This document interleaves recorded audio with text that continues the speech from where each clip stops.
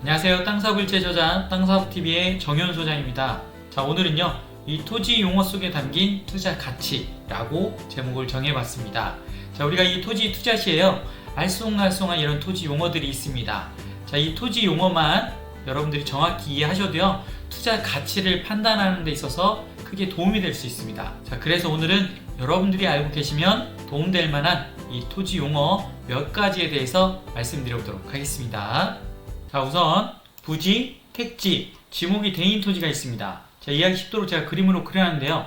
자, 건축이 가능한 토지와 건축이 불가능한 토지로 분류를 해놨습니다. 자, 건축이 가능한 토지는요, 주거용, 상업용, 공업용 이런 부지들이 있고요. 건축이 불가능한 하천 부지, 철도 부지들이 있습니다. 그래서 이 부지의 의미는요, 일정한 용도로 제공되고 있는 바닥 토지, 그래서 건축이 가능한 토지와 불가능한 토지를 다 포괄적으로 포함하는 이런 용어다라고 생각을 하시면 되겠고요. 그 다음에 이 택지 중요하죠. 건축법상 대지하고도 같은 의미로 쓰여집니다. 건축법상 대지와 택지 같은 의미다 라는 거 다시 한번 말씀드리고요. 주거지역, 상업지역, 공업지역 등의 용도로 이용되고 있거나 이용될 토지를 택지라고 한다, 이렇게 이해를 하시면 되겠습니다. 그래서 이 택지 같은 경우는 우리가 쉽게 신도시 개발 계획이 발표될 때 이 택지 지구가 지정이 됩니다. 그래서 이 택지 지구가 지정이 되면 당연히 그 주변의 땅값은 크게 상승을 하기 때문에 우리가 집중해서 관심을 가져야 될 그런 지역이라고 말씀을 드릴 수가 있는 겁니다. 자, 그 다음에 지목이 대인 토지가 있습니다. 자, 이 지목이 대인 토지는요, 건축법상 대지와는 다른 개념입니다. 그래서 어떻게 보면 이 건축법상 대지는 보시면 주거지역, 상업지역, 공업지역을 다 지을 수 있죠. 그런데 지목이 대인 토지는 주거지역과 상업지역만 지을 수 있는 토지가 지목이 대인 토지입니다. 그래서 지목이 28가지가 있는데 그 중에 지목이 대인 토지는 건축법상 대지와 다르다라는 거 좀 알고 계시면 좋겠습니다. 자, 그 다음, 자, 낮이라는 게 있고요, 건부지라는 게 있고 맹지라는 게 있습니다. 뭐 맹지는 워낙 잘 아시죠. 도로에 접하지 않은 토지입니다. 그래서 당연히 일반 토지보다 시세가 저렴하죠. 건축이 되지 않기 때문에 그렇습니다. 자, 그 다음에 낮이와 건부지 중에 더 투자 가치가 높은 거는 이 낮입니다. 자, 이 낮이는요, 다른 표현으로 나대지라고 합니다. 그래서 건물이 없는 토지, 건물이 지어져 있지 않은 토지를 낮이라고요. 건부지는 건물이 지어져 있는 토지입니다. 자, 그렇기 때문에 수요적인 측면에서 당연히 건물이 지어져 있지 않은 토지가 훨씬 수요자가 많이 몰릴 수밖에 없겠죠. 자, 그런데 예외인 경우가 있습니다. 자, 건부지가 오히려 낮이보다 높게 평가되는 그런 예외인 경우가 바로 이 재개발 예정지역이나 택지개발 예정지역, 그 다음에 개발제한구역 안에서는 이 건부지, 건물이 지어져 있는 토지가 훨씬 투자 가치가 높다라는 거, 요 세 가지 내용 정도는 알고 계시면 여러분들이 투자하는 데 있어서 도움이 될 것 같습니다.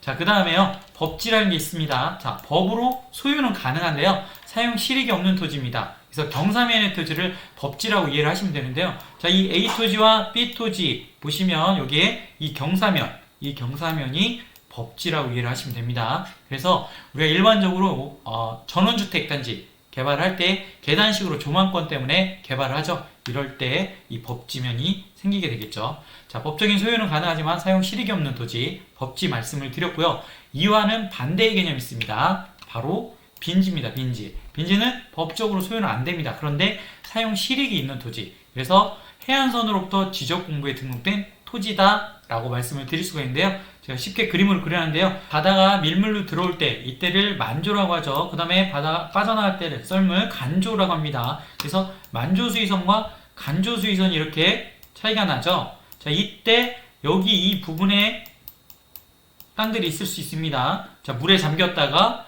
또는 땅으로 드러났다가, 여기는 간석지라고 합니다. 참고로 알고 계시면 좋을 것 같고요. 자, 그 다음에 바로 여기에다가 이렇게 여러분들 보시면 건물을 지을 수가 없죠. 자, 왜냐하면 자, 이렇게 바닷물이 계속 들어오면 여기가 침식작용이 나서 건물이 붕괴가 될 수 있습니다. 그렇기 때문에 일정 거리를 이렇게 띄고 건물을 지어야지만 안전하겠죠. 그래서 바로 이 건물과 바다, 만조수위선 사이에 있는 이 토지가 바로 빈지입니다. 그래서 이 바닷가 근처에 이런 빈지들은요, 선텐이나 여러분들이 이제 뭐 모래 찜질 이런 것들로 해서 사용 실익이 있는 토지라는 거죠. 이런 토지를 빈지라고 한다. 이해 정도만 하시면 되겠습니다. 자, 그 다음에 알고 계시면 도움될 만한 마지막, 포락지와 선화지라는 게 있습니다. 자, 이 포락지는요, 지반이 절도돼 무너져 내린 토지입니다.